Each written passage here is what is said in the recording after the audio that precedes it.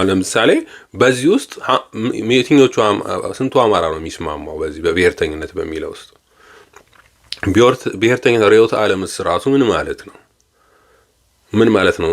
በብሔርተኝነት ህዝብ ነጻ ወጥቶ ያውቃሉ? የትኛው ናሽናሊዝም ነው ህዝብን ነጻ አውጥቶ የሚያውቅ? የጀርመን ናሽናሊዝም ነው? የፋሺዝም ናሽናሊዝም ነው? ህወሓት የተከተለው ናሽናሊዝም ነው? ደርግ የተከተለው ናሽናሊዝም ነው? የኢትዮጵያ ብሔርተኝነትም ያው ተመሳሳይ ነው። ሁሉም ዲክታተር ናቸው። ሁሉም ሶሻሊስት ርዕዮተ ዓለም ይዘው የመጡ ናቸው። ስለዚህ ይሄን ርዕዮተ ዓለም ስንቱ አማራ አይቀበልም። ስለዚህ እንደ ፖለቲካ ድርጅት ነው የተመሰረተው እንጂ እንደ ህዝብ ነጻ ለማውጣት የተደረጀ ድርጅት አይደለም። አንዳንዶች ስለሚመስላቸው ነው በዚህ ነጻ የምንወጣ ነገር ይመስላቸዋል። ለዚህ ነው ሁለቱ ሾኮች ያልኩት። እነዚህ ድርጅቶች የፋኖን ትግል ለማክሸፍ የፋኖን ድርጅት ለማክሸፍ የተፈጠሩ ናቸው። ሌላው የፋኖ ህዝባዊ ድርጅት የተባለው የእስክንድር ድርጅት ነው። ይህም በተመሳሳይ ነው። ጭራሽ ማኒፌስቶ አዘጋጅተ የፖለቲካ ፓርቲ እንደሆነ በግልጽ ፊቸሩ እንግዲህ አንድ የፖለቲካ ድርጅት የሚቋቋመው ጠቅላይ ሚኒስቴር ሆናለሁ ብሎ ነው። የሀገሪቱ ወይ ፕሬዝዳንት ሆናለሁ ብሎ ነው። ፖለቲካ ፓርቲ የፖለቲካውን መቆጣጠር አለብኝ ብሎ ነው ወደዛ አይነት ነገር የሚመጣው። ስለዚህ እነዚህ ሰዎች ያላቸው ነው። አሁን ያደርጉታል ወይ ነው? ምርጫውን ሲፈቅዳሉ ወይ ነው? ካሁኑ እርስ በርስ አለመግባባት የፈጠሩ መፍጠራቸውም ትክክል ነው። ምክንያቱም ሁሌም ፖለቲካ ፓርቲዎች ላይ መስማማት የለም። ችግሩ ግን እነዚህ መሳሪያ ይዘዋል። በህግ የተቋጠረ ምንም ነገር የለም። አንድ የፖለቲካ ፓርቲዎች እኮ የሚመጡት ለዚህ ነው። የፖለቲካ ፓርቲ ህዝብ ነጻ ከወጣ በኋላ ህገ መንግስት ከተቋቋመ በኋላ ስርዓተ መንግስት ከተቋቋመ በኋላ በዛ ውስጥ ገብተው የሚወዳደሩ ናቸው። እስክሪብቶና ወረቀት ይዘው እንጂ ጠበንጃ ይዘው የሚመጡ አይደሉም። ጠበንጃ ከያዙ መገዳደላቸው የማይቀር ነው። ህዝብን ማጨራረሳቸው የማይቀር ነው። ያ ነው አሁን ትልቁ ችግር። ለምንድን ነው ከአሁኑ ፖለቲካ ፓርቲ ሆናችሁ መምጣት የፈለጋችሁት ነው? ለምሳሌ እስክንድር ባቋቋመው ድርጅት ላይ ማኒፌስቶ ላይ ተቀመነ ማለስማማታቸው ብዙ ነገሮች አሉ። እንዳንዳማ ሌላውም አማራ የማይስማማበት አለ። የሚደግፈው አለ፣ የማይደግፈው አለ። እዛ ካነሳቸው ነጥቦች ውስጥ ማለት ነው። ስለዚህ ይሄ አለመግባባት ለምን ይሄን አለመግባባት በአማራው ትግል ውስጥ መፍጠር ለምን አስፈለገ? ሪዮት ይዞ ለምን ይዞ መምጣት አስፈለገ? የፖለቲካ ማኒፌስቶ ይዞ መምጣት ለምን አስፈለገ? የህልውና ትግል ውስጥ መምጣት አለበት ወይ ነበር? ስለ ግብርና ፖሊሲ የህልውና ትግል ውስጥ ታመጣለህ? ስለ ግብርና ፖሊሲ ያላቸው ብዙ ፓርቲዎች አሉ እኮ። ያን ማኒፌስቶ ይዘው ግን ህዝብን ነጻ ማውጣት አልቻሉ። ስለዚህ ያ አያስፈልግም ነበር። ለምን አስፈለገ? እና ምኑ ነው ይሄ ያስፈልገበት ምክንያት ግልጽ አይደለም። አንዳንዶች የሚሉት አይ ለምዕራባውያን ተብሎ ነው ነው የሚሉት። እንደዚህ ምዕራባውያን ወደፊት የምናስበው ነገር እንዲያውቁ ስለሚፈልጉ ነው። በጣም የሚገርመው ነገር የሜሶን የፖለቲካ ድርጅት ማኒፌስቶ ነው አሁን የሚወጣው። የሜሶን ነው እና ሃይማኖት መንግስት የተለየ ነው ምናምን የሚለውን ነገር ምዕራባውያን ስለሚፈልጉት ያለዛ ነው ማኒፌስቶ ያዘጋጁት ነው። እንግዲህ ለአማራ ህዝብ አይደለም እነዚህ ሰዎች የሚታገሉት። ምዕራባውያን ምን ያስደስታቸዋል፣ ምን ያስከፋቸዋል ብለው አስበው ነው እየተንቀሳቀሱ ያሉት ማለት ነው። እነሱ ስልጣን የሚሰጧቸው እየመሰላቸው ነው ስልጣን ከነሱ ነው የሚቀበል ብለው ስለሚያስቡ ነው። ይሄ በጣም አደገኛ አስተሳሰብ ነው። ስለዚህ ወደፊትም የህዝብን ጥቅም ሁሉ አሳልፎ ለምዕራባውያን የሚሰጥ እናንተ ናችሁ ስልጣን የምትሰጡኝ የማለት የባርነት ነው። እነሱ ደግሞ እያሏቸው ያሉት ከሌሎቹ ጋር ተደራደሩ ነው እያሏቸው ያሉት። ከህወሓት ጋር ህወሓትን አስገቡ፣ እቀፉ፣ ኦነግን እቀፉ ነው እያሏቸው ያሉት። እነሱም ያን ነው እያሉ ያሉት። ለምን ነው የሚያቅፉት እንዴ? ህወሓት በአማራ ህዝብ ላይ ጄኖሳይድ የፈጸመ አይደለም ወይ? ለወንጀል የሚጠይቅ ድርጅት አይደለም ወይ? የትግራይ ህዝብ ማለት አይደለም ህወሓት። ኦነግስ እንደዛው አይደለም ወይ? አማራን ህዝብ እየጨፈጨፈ አይደለም ወይ? በወንጀል የሚጠይቅ ድርጅት አይደለም ወይ? ለምንድን ነው እናንተ መስራት የፈለጋችሁት? እነሱ ስላሉ ነው ይሄ ነገር ነው። ስለዚህ ነው የፖለቲካውን ድርጅት አምጥተው ልክ ኢህአዴግ ብለው ግንባር እንደፈጠሩት አሁንም በተመሳሳይ እንደዚህ አይነት ግንባር ፍጠሩ ነው እየተባሉ ያሉት። እነሱ ማድረግ የሚፈልጉት ይሄንን ፓርቲ የሆነው ፖለቲካ ፓርቲ የሆነው ከዛች የምትገኝ ስልጣን እናገኛለን ብለው ነው እያሰቡ ያሉት። ኢቭን ኢፍ አዲስ አበባ መግባት የማይፈልጉት እኮ ለዛ እኮ እስክንድር አንገባም ብሏል አዲስ አበባ። ምዕራባውያንም እንዳትገቡ ስላሉት ነው። ታምኑ ነው የሚታገለው ይሰው። ቁጭ ብሎ ፓርቲ ሆኖ እዚህ ጋር አዋህደን አንድ ሆነን የስልጣን ጠቅላይ ሚኒስቴር ወይ ምናምን ሆኜ ከዛ በኋላ ከህወሓት ጋር ከምናምን ጋር መደራደር ነው የሚፈልጉት እነዚህ ሰዎች እንጂ ህዝብ ነፃ ማውጣት አይፈልጉት። የአማራ ጥያቄስ ይመለሳል? በዚህ ላይ የህልውናውን አደጋ የፈጠሩበትን ባለስልጣናት ለፍርድ ቀርበው ማየት ይችላሉ ወይ ነው? አይችልም። ከህወሓት ጋር ካሁኑ እየተዳደሩ እኮ ነው። ስለዚህ እነዚህ ሰዎች ለምንድን ነው እንደዚህ ውስጥ ነገር ውስጥ የገቡት? የአማራን የህልውና ትግል ገና አልተገነዘቡትም፣ አልፈለጉትም፣ መስማትም አይፈልጉም። አማራ ጄኖሳይድ እንደተደረገ ማመን አይፈልጉም። ምዕራባውያን ልክ እንደዛ ነው፣ ማመን አይፈልጉም። ያንተ እነሱን ተከትለው እነሱ ማመን አይፈልጉም። ህወሓት በአማራ ህዝብ ላይ ጄኖሳይድ እንደፈጸመ ማመን አይፈልጉም። ኦነግ በአማራ ህዝብ ላይ ጄኖሳይድ እንደፈጸመ ማወቅ አይፈልጉም። አብይም በአማራ ህዝብ ላይ ጄኖሳይድ ፈጸመ የሚባለው ነገር ማወቅ አይፈልጉም። ምክንያቱም ከጄኖሳይድ ጋር አትደራደርማ። በዓለም ላይ ከፍተኛ ወንጀል ነው። አሜሪካን ከቴሮሪስት ጋር አትደራደርም። ለምን ነው አትደራደረው? በቃ ከፍተኛ ወንጀል ስለሆነ ከዛ የሚበልጥ ወንጀል ነው የጄኖሳይድ ወንጀል። ስለዚህ እነዚህ አካላት እነዚህ ናሽናሊስቶች እነዚህ ለፖለቲካ ጥቅም ስልጣን ለመውጣት የሚያስቡ ሰዎች ከዋና መገለጫቸው ስለ ሰው ፍትህ የሚያስቡ አይደሉም። ፍትህ ማግኘት ብለው የማያስቡ አይደሉም። እያንዳንዱን ግድያዎች ይጮሃሉ ወይ? አዎ ይጮሃሉ። አማራ ተገደለ፣ ታረደ፣ ሴት ልጅ ተሸለቀቀች፣ ወንዱት እንዲሆነ እንደዚህ ምናምን ብለው ከማጋነን አንደኞች ናቸው። ግን ያ ወንጀል የፈጸመው ለፍትህ ይቅረብ ወይ ቢባሉ ወደ ኋላ ነው የሚሉት። አሁን ህወሓቶች አይታችሁ ከሆነ በህወሓት ላይ ህዝብ ላይ ጄኖሳይድ ተፈጸመ ሲሉ የነበሩት ራሳቸው እነ ጌታቸው እነ ደብረጽዮን ነበሩ።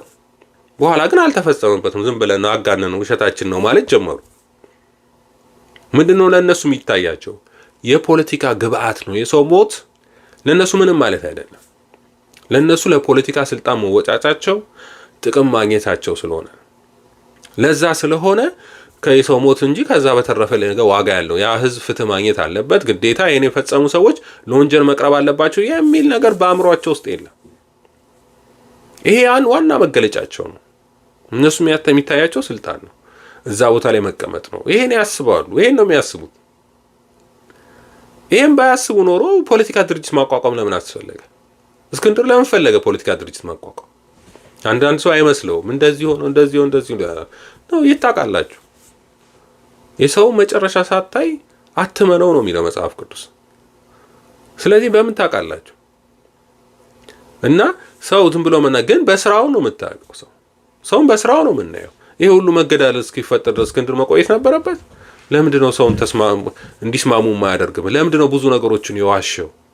ለምንድን ነው የመጀመሪያውን የፋኖ ምክር ቤት ሲቋቋም ብአዴን ያቋቋመው ብለው የውሸት ትርክት የሚያደርጉት? ለምንድን ነው?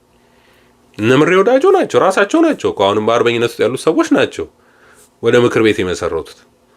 ለምሮ ያን ማፍረስ የፈለገውና በብአዴን የተደራጀው ምናምን ብሎ ስም ማጥፋት የፈለገው እና ልክ ራሱ መጀመሪያ የፋኖ ድርጅት መስራች አድርጎ መቁጠር የፈለገው ይሄ ውሸት ነው። ይሄ ሁሉ ውሸት ነው የነበረው እና ለፋኖ ትግል ችግር የሆነው መከፋፈል፣ መለያየት ችግር የሆነው እስክንድር ነው። አንደኛው ምን ስለሚፈልግ ነው እና ከበስተጀርባው ያለው ትልቅ ነገር ስላለ ነው፣ ትልቅ ዓላማ ስላለ ነው እንጂ ዝም ብሎ አይደለም ይሄን የሚያደርገውና የፖለቲካ ፓርቲ ህዝብን ነፃ ሊያወጣ የማይችልበት ዋና ምክንያት ደግሞ ጥቅመኝነት ነው። ምክንያቱም የፖለቲካ ፓርቲ ተጠቃሚነት ነው። እንዴት ነው የሚጠቀመው? የስራ ኬሪየር ነው። ለምሳሌ አንድ ማኔጀር የተማረ ሰው ስራ ይፈልጋል። ስራ ፈልጎ ማግኘት አለበት። ሁለት ነገር ነው። አንደኛ በስራውም ላይ ያገለግላል፣ ሁለተኛ ተቀጥሮ በሚሰራው ይከፈለዋል። በመከፈሉ ተጠቃሚ ነው የሰውዬ። ስለዚህ አንድ የፖለቲካ ፓርቲ ስልጣን መያዝ የሚፈልግበት ተጠቃሚ ለመሆን ነው። የፓርቲው አባላት የፓርቲው ድርጅቶች በዛ በስልጣን በያዘ ወቅት በሚኒስቴር ቢሆን በሚኒስቴር መስሪያ ቤት ውስጥ እዛ አገልጋይ ይሆናሉ። ምክር ቤት ከተቆጣጠረ ወደፊት ምክር ቤት የሚለው ነገር አጠያቂ ነው፣ መሆን የለበትም የሚል ነው ሀሳብ ያለኝ። ምክንያቱም ህዝብ ተወካይ ነው እንጂ የፓርቲ ተወካይ መኖር የለበትም። እንግዲህ ወደፊት እሱ የሚስተካከል ነገር ይሆናል። እንግዲህ በኢትዮጵያ ውስጥ ግን ቢያንስ ሚኒስቴር መስሪያ ቤቱን ከያዘ በዛው የሱ ፖለቲካ ድርጅት ግለሰቦች ተጠቃሚ ይሆናሉ። በስራውን በኬሪየራቸው ብቻ ተጠቃሚዎችና ኮኔክሽን ይኖራቸዋል። ከሚኒስቴር መስሪያ ቤቱ እንኳን ቢወጡ ባላቸው ግንኙነት ተጠቃሚዎች ናቸው፣ በስራ ልምድም በየትኛውም ነገር። ስለዚህ የፖለቲካ ፓርቲነት ተጠቃሚነት ስለሆነ ስለዚህ እርስ በርስ ሊያግባባ አይችልም። ምክንያቱም አሁን ለምሳሌ የአማራ ህዝብ ስልጣን መያዝ አለበት ይላሉ። አይታችሁ ከሆነ ብዙ ጊዜ እነ ዘመነ መፎክር እሱ ነው። የአማራ ህዝብ እንግዲህ 50 ሚሊዮን ህዝብ ቤተ መንግስት ላይ ቁጭ ብሎ ወንበር ይቀመጣል። 50 ሚሊዮን ወንበር ተቀምጦ ሁሉም ቁጭ ይላል እዛ ላይ። ምን ማለት ነው ይሄ ብሎ ሰው መጠየቅ አለበት። ቆንጆ ምን ማለት ነው ይሄ ሰውዬ? በቃ እኔ አማራ ነኝ፣ በአማራነቴ ስለሆንኩ ብቻ ስልጣኑን ስጡኝና እዛ ተቀምጬ ልጠቀምበት ነው። ይሄ ነው እያለ ያለው እንጂ ነፃ ላውጣችሁ አይደለም እኮ እያሉ አሉት እነዚህ ሰዎች እኮ። ስልጣን ላይ እንቀመጥና ወንበር ላይ ልቀመጥ ነው። ህወሓቶች ተቀምጠው የለ መለስ ትግሬ ስለሆነ ትግራዮች አስቀምጠውት የለ እና ሲዘርፍ አልነበረ የነበረው? እነሱ ሲዘርፉ አልነበረ? እኔም ልዝረፍበት ነው። ለትግራይ ህዝብ ምን ሆነ፣ መጨረሻ ላይ ምን ተፈጠረበት፣ አሁን የደረሰበት ነገር ምንድነው፣ ከችግሩ ወጣ ወይ ምናምን የሚለው እሱ አይመለከተው። እሱም ያየው ምንድነው በዛ ስልጣን ላይ ተጠቅመው ሀብት ያገኙት አሁን ያፈሩትን ሰዎች ነው የሚታየው። ስለዚህ እኔም ልቀመጥና በተራይ ልዝረፍ ነው እንጂ የአማራ ህዝብ ይጠቀም አይደለም፣ ወይም የአማራ ህዝብ ነፃ ይወጣ አይደለም። ለዚህ ነው ይሄ ነው የማያግባባው። ቢወጣና እኮ ቢዘርፍም ሌላ ነገር እኮ ከእንደገና ይሄ ትሬት አድርጎ የሚያየው መልሶ የአማራን ህዝብ ነው። ትጥቅ ፍታ ይለዋል። አንደኛ ትጥቅ ለማፍታት የሚንቀሳቀሰው ይሄው ኃይል ነው። ይሄ የፖለቲካ ድርጅት መሰረታለሁ የሚለው ኃይል ነው። ለዛውም ትግራዩን ትጥቅ ከሚያስፈታ አማራውን ትጥቅ ማስፈታት ነው የሚፈልገው። ምክንያቱም የአማራ ንጉስ ነው መሆን የሚፈልጉት እነዚህ ሰዎች። እኔ በትግራይ ህዝብ እኮ ንጉስ መሆን አይችሉም እኮ። ያን የአማራ ብሔራዊ ድርጅት ብለህ የትግራይ ህዝብ ላይ ፖለቲካ ልሰራ አትችልም።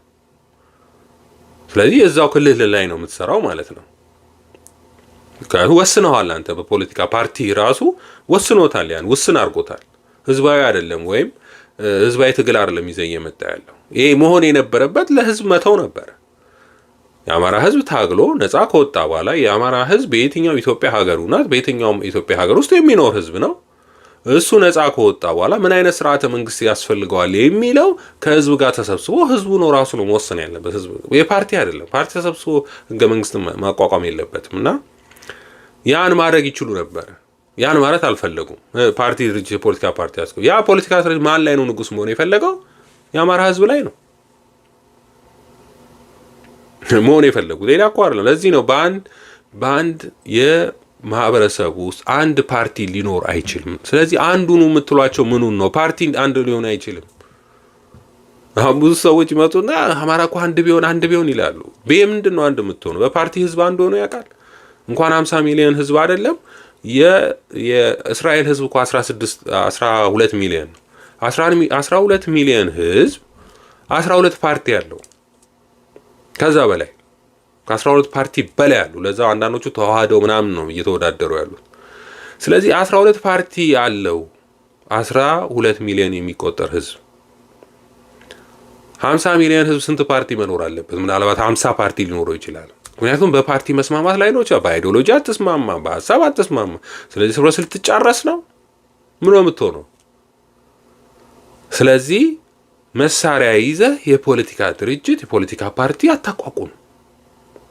ወደ ስልጣን ወጣለሁ አትልም። ያለበዛ ደርግን ነው የምትሆነው፣ ያለበዛ ህወሓትን ነው የምትሆነው፣ ያለበዛ እርስ በርስ ነው የምትገዳደለው። አይደረግም እንደዛ።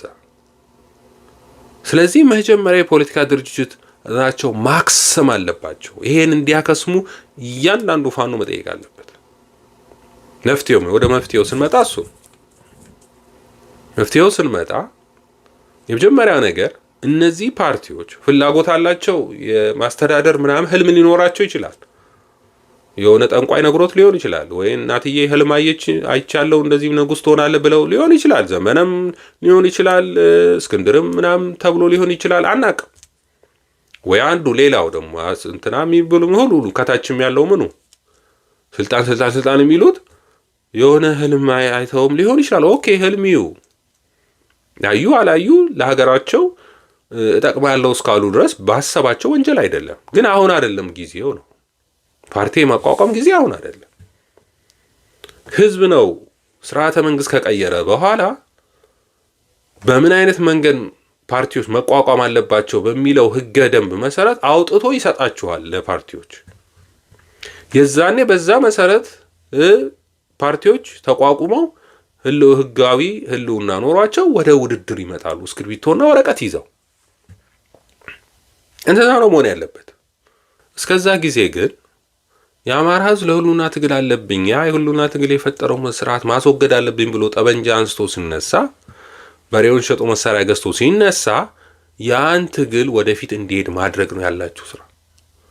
መዋቅር መፍጠር የሚችለው ወታደራዊ ኃይሉ ተደራጅቶ ያንን ግብ ማምጣት ነው የሚጠበቅበት እንጂ የፓርቲ እንትኖችን ተሸክሞ መሄድ የለበትም። ራሱ ከላይ ከታች ያለው ወታደር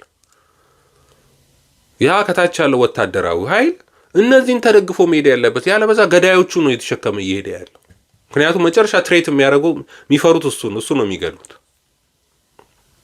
ምክንያቱም ህዝብን ነፃ ማውጣት አይችሉማ የፖለቲካ ፓርቲዎች። ስለዚህ እነሱን ተሸክሞ የሚሄድበት ምክንያት ምንድን ነው? ገዳዮቹን ምክንያቱም ስልጣን ላይ ሲወጡ እሱ ነው የሚገሉት መጀመሪያ። ይሄ ማመን አለባችሁ።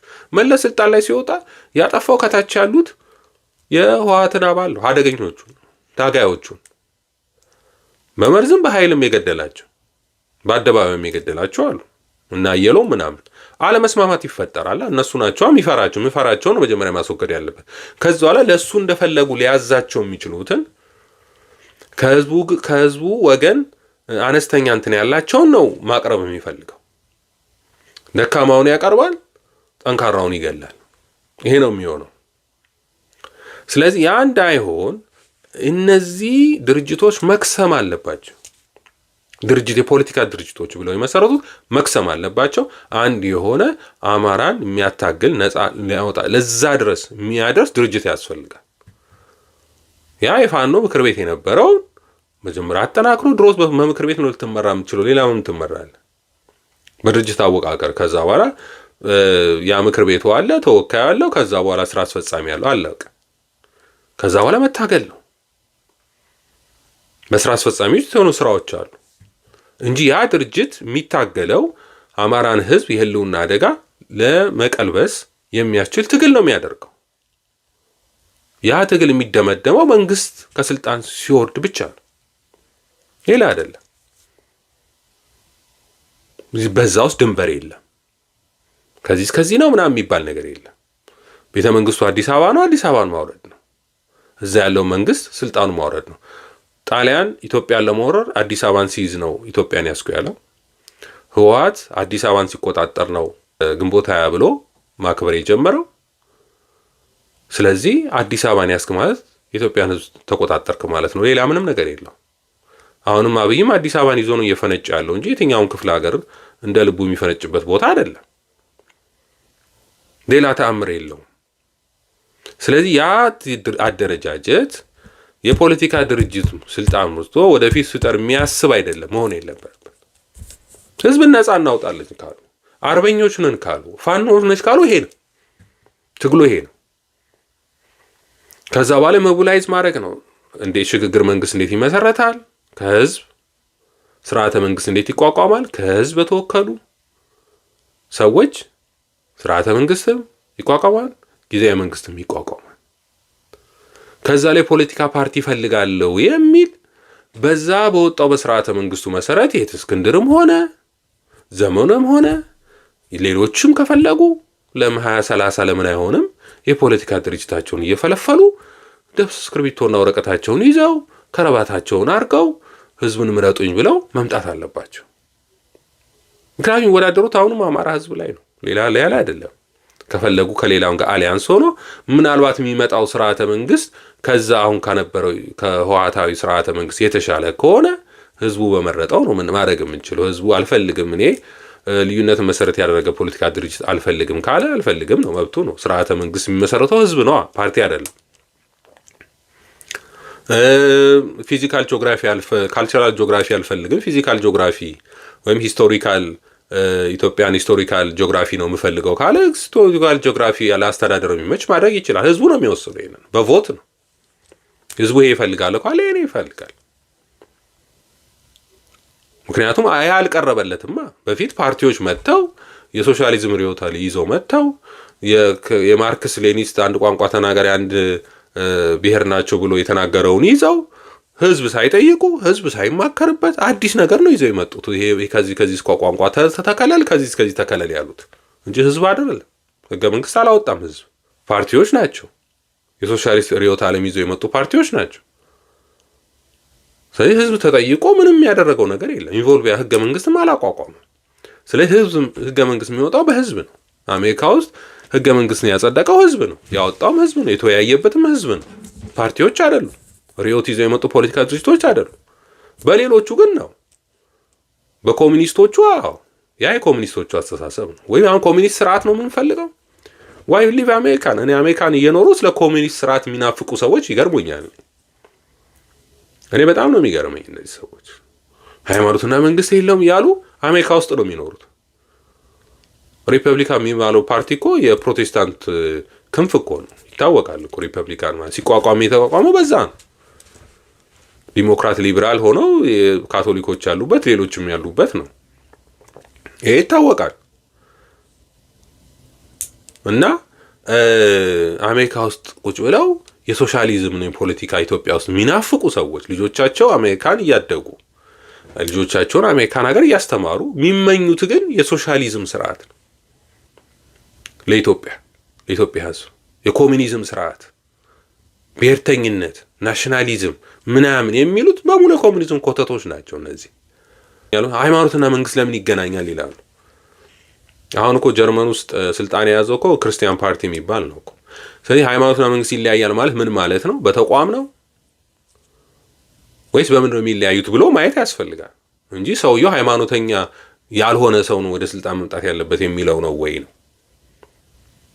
የማያምን የእግዚአብሔርን ስም የማይጠራ ህዝቡም እግዚአብሔርን ስም መጥራት የለበትም ሃይማኖተኛ መሆን የለበትም የሚል ነው? ምንድን ነው? አሜሪካ ውስጥ እየኖሩ ይሄን የሚያስቡ ስለ ሶሻሊዝም የሚያስቡ ሰዎች አሉ።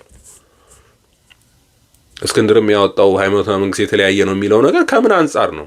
ልክ እንደ ሚኤሶ ያ ሶሻሊስቶች ነበሩ። አሁንም ከዛ ውስጥ የተለየ መጽሐፍ ቅዱስ ይዞ የመጣ አውቆ ነው። ይሄ ፋኖ ትግል ሲነሳ ሁሉም ክርስቲያኖች ስለሆኑ ኦርቶዶክሳውያን ስለሆኑ እነሱ መሀል ፔኔትሬት አድርጎ ለመግባት ስለተፈለገ ነው የፕሮፓጋንዳ የተሰራው ሃይማኖተኛ መስሎ የተመጣው እንጂ በፍጹም ይሄ ከሶሻሊስቶች ሀሳብ የሚመጣ ነው። ለምንድን ነው አሁን ማኒፌስቶ ላይ መጥቶ ሃይማኖትና መንግስት የተለየ ነው ያለው? በምን አንጻር በምን ወገን? ፓርቲ የሆነው አውሮፓ ውስጥ ስልጣን እየያዙ ከመቶ በላይ የሚሆኑ አውሮፓ ውስጥ ፓርቲዎች አሉ። የሃይማኖት ድርጅቶች ፓርቲ የሚወዳደሩ ስልጣን ላይ የሚቀመጡ ጣሊያን ሀገር፣ ኖርዌይ፣ ጀርመን፣ እንግሊዝ፣ አሜሪካ ውስጥ ራሱ አሉ። ወደ ስልጣን አይመጡም እንጂ ተርድ ፓርቲ ሆነው የተቀመጡ አሉ ፓርቲዎች በሃይማኖት ድርጅት የተመሰረቱ። ስለዚህ ምን ማለት ነው ሃይማኖትና መንግስት የተለየ ማለት? አንድ ፍርድ ቤት ሲዳኝ የሰዎችን ሃይማኖት አይቶ ሊፈርድ አይችልም ነው። ምክንያቱም ፍርድ ቤት ራሱ መንግስት ነው፣ ተቋም ነው፣ የመንግስት ተቋም አንዱ ተቋም። አንድ ፖሊስ ሃይማኖትን መሰረት አድርጎ አንድን ሰው አሬስት ሊያደርግ ይችላል። አንድ ሰው ሊፈታ አንዱን ሊለቅ አይችልም ነው። መንግስትና ሃይማኖት ይለያዩ ማለት። አንድ ሰው መንገድ ሲሰራ በሃይማኖት ምክንያት ይሄ ለዚህ ሃይማኖት ተከታዮች ይሄን መንገድ አያስፈልጋቸውም ለዚህ ምናምን የሚባል ነገር ልዩነት መፍጠር የለበትም ነው። ስለዚህ ያ ነው በተቋም ደረጃ በአገልግሎት ደረጃ ሃይማኖትን ሊለዩ አይገባም ነው። የሰዎችን ማንነት ባህል ምናምን መሰረት አድርጎ ዳኝነት አይኖርም፣ ፍትህ ማጣት የለበትም። በዛ ተቋም ነው እንጂ ግለሰቡ ሃይማኖተኛ መሆኑ ለዛም ጠቃሚነት አለው። ሞት ሃይማኖተኛ ከሆነ ሞር ዲሲፕሊንድ ነው። እምነት የሌለው እየሆኑ አይደሉ እንዴ ሲያገዳድሉን ሲያስተራሩን የነበሩት?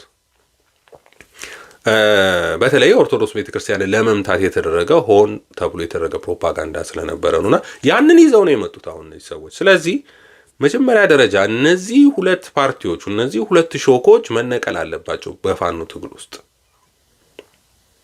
የፋኖን ትግል ዳር ማድረስ ከተፈለገ እነዚህ ነገሮች ዲስማልት መሆን አለባቸው። ቢፈልጉ የራሳቸውን ማኒፌስቶአቸውን ይዘው በኪሳቸው ይዘው ይቀመጡ። ግን ያን ከዛ ውጪ የሆነ አንድ አደረጃጀት ያስፈልጋል። ይሄም የፋኖ ምክር ቤት ሆኖ ሁሉም ተወካዩን የሚልክበት ሁሉም ከሸዋም ከጎንደርም ከጎጃም ከወሎም ተወካዩን ያለበት ልክ እንደ በፊቱ ምክር ቤት አቋቁሞ ያ ምክር ቤት ደግሞ ስራ አስፈጻሚ አድርጎ ተጠሪነቱ ስራ አስፈጻሚው ለምክር ቤት ሆኖ ያን የሚታገል ሰራዊቱን የሚያደራጅ ሆኖ ወደ ስልጣን ይመጣ ማለት ነው። ያ ነው ያ መንግስትን የሚያወርድ ከጣለ በኋላ ህዝብ ነው ስርዓተ መንግስት የሚያቋቁመው። ምን አይነት ፊቸር መንግስት ያስፈልጋል ብሎ ለኢትዮጵያ የሚያጸው ህዝብ ነው እንጂ ከዛ በኋላ ፓርቲዎቹ መወዳደር መብታቸው ነው። ፓርቲው በፋኖ ውስጥ በመከላከያ ስራው እቀጥላለሁ የሚል ካለ በስነ ስርዓት ይቀጥላል። በተለያዩ ሙያዎች የመጡ አሉ። በዛ ስራቸው እንዲቀጥል ጋር የተለያየ ሰፖርት ይደረጋል። ብዙ ነገር አለ። ብዙ ነገር የሚፈጠሩ ከዛ በኋላ እንደ ቬትራን ሆኖ አሜሪካ ውስጥ የሆነ ነው። የፓትሪዮቲዝም ማህበር ተመሰረተ። ከዛ በኋላ ሁሉም ቬትራን በሚባል የተለየ ጥቅም እንዲያገኙ ተደረገ። እንደዚህ አይነት ነገሮች አሉ። ስለዚህ ያ ግን እነዚህ ግን በፓርቲ ሆኖ ስልጣን ላይ ቢወጡ መጀመሪያ ጠላት አድርገው የሚያሱ አርበኞቹን ነው የሚያጠፏቸው። እንኳን አይደለም መብታቸውን ሊያስከብሩላቸው፣ እንኳን አይደለም ለይሄን ያክል ካሳ ከፍላችሁና እነሱ ለሰው ሞት የሚጨነቁ አይደለም። እንዳየነው እንደ ውሃት ማየት እንችላለን። በቃ ናሽናሊስቶች ፖለቲካል ፊቸር አድርገው እነዚህ ከ1960ዎች ምንም ሰብአዊነት የሚባል በውስጣቸው የለም። ስለ ሰው ሞት የሚጨነቁ አይደሉም። ምንም የራሳቸውን ሰው መልሰው የሚያስገድሉ ናቸው። መርዝ አጥፍተው የሚያስገድሉ ናቸው። ክፉዎች ናቸው። ስለዚህ ይሄን ማየት ያስፈልጋል። ስለዚህ ሁሌ ክፉ መንፈስም አለ። ይሄን የሚያጠናውት መሪ ትሆናለህ ምናምን በጆሮ የሚያንሸኳሽ ሁሌ ራስ ወዳድ ሰው ይሄ ነው ችግሩ። ቶሎ ሴጣን ይጠናወተዋል። ስለዚህ ራስ ወዳድ ስለሆኑ ራሳቸው ማየት የሚፈልጉት በዛ መሪ ሆነው ሲውለበልብላቸው ምናምን ስለሆነ የሚያዩት ሁሉ ሌላውን ከማጥፋት ወደ ኋላ የሚከተሉ አሁንም የሆነ ስለዚህ አሁንም የፓርቲ ነገር ወሽመጣቸው እንዲቆረጥ አድርጎ እነዚህ ሰዎች እንዲነቀሉ ማድረግ ይቻላል። ይሄን ማድረግ ያለበት እያንዳንዱ ሰራዊት ነው። እያንዳንዱ ሰራዊት ይሄን ነገር አንስቶ እነዚህ ፖለቲካ ድርጅት የፖለቲካ ፓርቲ አደረጃጀት አንፈልግም። ከዚህ በኋላ እኛ የህልውና ትግል ነው ነጻነት የወጣ ነው። ህዝባችን ነጻ ማውጣት ነው የምንፈልገው። ይህን ስርዓት መገርሰስ ነው የምንፈልገው። አለቀ። ከዛ ውጪ ልንግባባበት ልንነጋገርበት የሚባል ጉዳይ ሊኖር አይችልም። ስለምንም ጉዳይ ብሎ ዘግቶ እነዚህ ያላቸውን ነገሮች እነዚህ በልጅነታቸው ህልም ያለን እንደዚህ መሪ እንሆናለን ምናምን የሚሉ ሰዎች ነገር ማስወገድ ያስፈልጋል። ያ ሲሆን ብቻ ነው መንገዱ በትክክለኛ መንገድ መሄድ የሚችለው። እዚህ ውስጥ የሃይማኖት ጉዳይ አይገባም። ሃይማኖትን አንድ ሰው አምኖ እግዚአብሔር ረዳኛል ብሎ ድል ያደርግልኛል ብሎ እንደ ዳዊት መታገል መብቱ ነው። በአርበኝነት ፋኖነትም ያ ነው። እስልምናውም እንደ እስልምናው ይረዳኛል ፈጣሪ ብሎ ካሰበ መታገል መብቱ ነው። ምክንያቱም የህልውና ትግል ነው። ለህልውና ትግል አንተ እግዚአብሔርም መያዝ የለብህም አንተ ሃይማኖተኛ መሆን የለብህም ምናምን ብሎ ማን ነው መስፈርት የሚሰጠን? ማን ነው እሱ? ይሄን ነው እያደረጉ ያሉት እነዚህ ሰዎች። ስለዚህ እነዚህ ሰዎች አላማቸው የፋኖ ትግል ዳል እንዳይደርስም እንዲኮላሽ የፈለጉ ሰዎች የላኳቸው ሰዎች ናቸው። በፖለቲካ ፓርቲ ውስጥ እያሉ የማያግባባ እንዴት ነው ፖለቲካ የሚያግባባ? ፖለቲካ ቢግባቡ ኖሮ እስራኤል ውስጥ ለምን አንድ ፓርቲ አይኖር? ለዛም ብዙ ፈተና ውስጥ ያሉ ሰዎች ብዙ ነገር የሚያስጨንቃቸው በፓርቲ ሊስማሙ አልችልም። አይስማሙም፣ አይትም አትስማማም፣ አንድ አትሆንም ልስማማ አትችልም። ስለዚህ ፖለቲካ ፓርቲ እየመሰረት ከአንድ ልትሆን አትችልም። ጣለው ፖለቲካ እስክንድር የምትባል ሰውዬ ከዛ ሌሎቹም አንስማማሉ ለስልጣን መጓጓት ለምናምን ብለው ራስ ለስልጣን ይጓጓል። ስለ ስልጣን ያወራ ማኒፌስቶ ጽፈ ፖለቲካ ድርጅት አቋቁመ ስለምንድን ነው ስለ ስልጣን የምታወራው? አንተ እኮ ስለ ስልጣን የፈለግከው ሲጀመር። ስለዚህ በመጀመሪያ ደረጃ ይሄ ፓርቲ የሚባለውን መጥፋት አለበት። ፓርቲ የሚባለው የፖለቲካ ፓርቲ ፊቸር ፖለቲካ ፓርቲ የሚባል ህዝብን ነጻ አውጥቶ ሊያወጣ አይችልም። ስለዚህ የሚያስፈልገን አደረጃጀት ህዝብን ነጻ የሚያወጣ በአርበኝነት ታግሎ በፋኖነት ታግሎ ነጻ ሊያወጣ የሚችል ማህበር አደረጃጀት ነው የሚያስፈልገው። ያ ድርጅት ህዝብን ነጻ ያወጣል በአንድነት እንጂ። ስለዚህ ከዚህ በኋላ ያለው ሰራዊቱ ብዙ መስዋዕት መክፈት የለባቸው። መስዋዕት እያስከፈሏቸው ያሉት እነዚህ ሰዎች ናቸው። እነዚህ ሾኮች ናቸው። እነዚህን ሾኮች ነቅላችሁ ማውጣት ካልቻላችሁ መስዋዕታችሁ ኮንቶ ሆኖ ነው የሚቀረው። ወደ ፊት ለፊት እንኳን ይዟቸው እንደው እነሱን ተሸክመን እዚህ እናድርሳችሁ እንኳን ብላችሁ ተሸክማችሁ ብታው መጨረሻ የሚያጠፏችሁ እናንተ ነው የሚገሏችሁ። መጀመሪያ ስልጣናቸው የተደላደለ መስሎት ዲክታተር ነው የሚሆኑት፣ ሌላ ነገር የለም። ዲክታተር ነው መሆን የፈለጉት፣ ዲክታተር ነው የሚሆኑ። ተያይዘውም አብረው ዲክታተር ሊሆኑ ይችላሉ። አንተ ጠቅላይ ሚኒስቴር ትሆናለህ እኔ ተባብለው ማለት ነው። እንደዛ እኮ ነው የፈለጉት እነሱ። ብዙዎቹ አልገባችሁም። እና እንደዛ ከሆነ እናንተን ነው መጀመሪያ የሚያጠፉት። እናንተን ነው ለመግደል የሚሄዱት። እናንተን ነው መሳሪያ ያስረክቡ የሚሉት። ምክንያቱም የሚፈሩት መጀመሪያ እናንተን ስለሆነ፣ ንጉስም መሪም መሆን የፈለጉት በዛው በአማራ ህዝብ ላይ ስለሆነ፣ በአማራ ህዝብ ጫንቃ ላይ ስለሆነ ያንን ነገር መቀበል የለባቸው። እኛ የአማራ ህዝብ ለነጻነቱ ነው የተነሳ ነው፣ ነጻ እንዲሆን ነው። የህልውና ችግር ስላለ የህልውና ችግር የፈጠረበትን ህገ መንግስት ስርዓት መንግስት ለማስወገድ ነው የምንታገለው ብላችሁ በዛ መስመር ላይ መቆም ነው። ያ ዓላማ አንድ ያደርጋል። የትኛውንም አማራ የሚረዳ አማራውን እንዳይረዳ ነው ያደረጉት። አሁን ለምን ርዕዮተ ዓለም ይዞ መጣ? ማን ያውቃል እኮ ማን ማያውቃል እንዴ? አማራ ህዝብ እንዴት ነው ይሄን ነገር የሚቀበለው? ሃይማኖት አያስፈልግም የሚል ይዞ መጣ። እነከሌ የተባሉ ሃይማኖት ሙዋ ተዋህዶ ነው ጠላታችን የሚል ነገር ይዞ መጣ። ምክር ስለተመከሩ ትክክል አይደለም ስለተባሉ ይሄ መንገድ ጥሩ አይደለም ስለተባሉ ካህናትን ማሳደድ ጀመሩ። ኦርቶዶክሳውያን መሪዎችን ማሳደድ በልዩ አይነት ማየት ጀመሩ።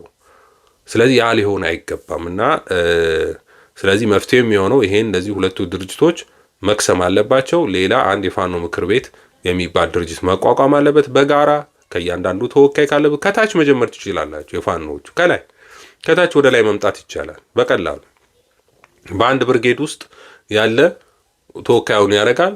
ከዛ ላይ ሸዋ ካለ ሸዋ እንደዛ እያደረገ ነው የሚደረግ። ለምን ነው የምትከፋፋው? መከታውና ምናምን ለምን ነው የምትከፋፈሉ? ለምን ነው መከታው ብለህ ገደል የምትገባው?